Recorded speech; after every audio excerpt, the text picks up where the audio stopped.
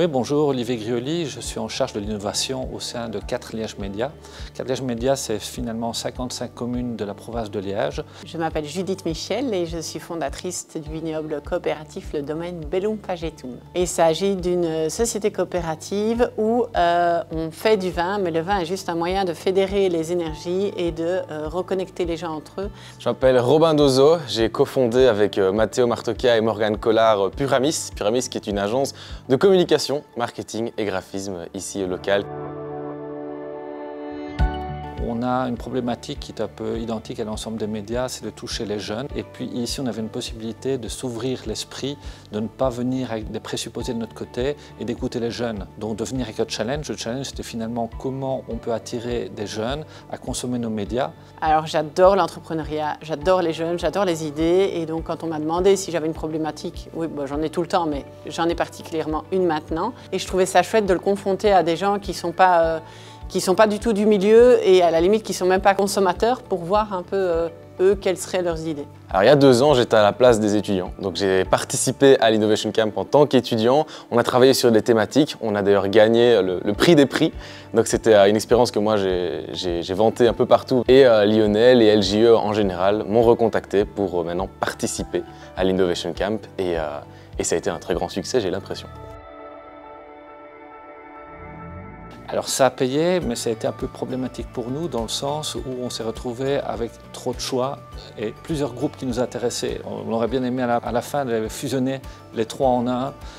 Un seul était moins positif parce qu'ils n'avaient pas bien compris l'enjeu, mais ils étaient dans tous les cas de figure des gens qui avaient envie d'y aller. J'ai eu des super chouettes idées, dont une, je pense que je vais la mettre en place. Ils ont bien compris qu'il ne fallait pas me rajouter des tâches, donc ils ont tout pré-mâché, c'était vraiment chouette. Ouais, nos objectifs ont été même plus qu'atteints parce qu'on s'attendait à avoir plein d'étudiants qui travaillent sur notre projet, certes, mais on s'attendait à avoir des bonnes idées, mais surtout les idées qu'on voit d'habitude. Donc par exemple, utiliser les réseaux sociaux, ce genre de choses qu'on connaît déjà un peu, surtout vu notre métier. Mais en fait, ils sont tous partis, par exemple, dans notre cas, c'était sur de l'événementiel. On n'avait pas imaginé ça, avec des fois des idées très originales qu'on n'avait jamais vues nulle part. Donc merci à eux parce que c'est sûr qu'on va faire quelque chose de tout ça.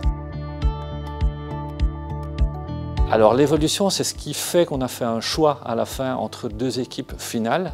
C'était un critère auquel on n'avait pas réellement pensé au début. Quelque chose qu'on a vraiment apprécié, c'est la mixité du public. On avait d'un côté des personnes habituelles marketing, mais de l'autre, on avait aussi des agronomes. Ça, c'était très surprenant pour nous.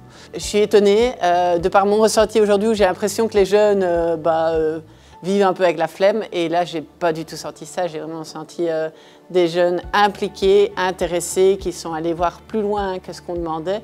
Et j'ai été impressionnée.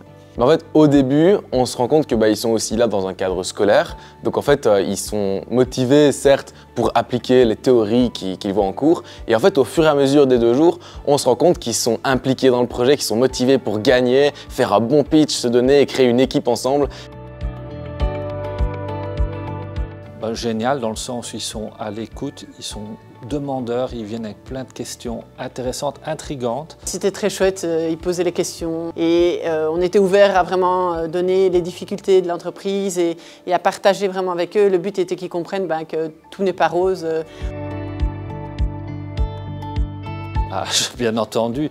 Simplement, la première, c'est de s'ouvrir, de se dire à un moment donné, tiens, qu'est-ce qu'on pense au juste de mon entreprise et peut-être d'être challengé par des gens qui d'habitude ne sont pas habitués à challenger. Ici, on a affaire à des jeunes qui, la plupart, ne nous connaissaient même pas. Donc c'était aussi une opportunité pour nous de mettre en avant du branding.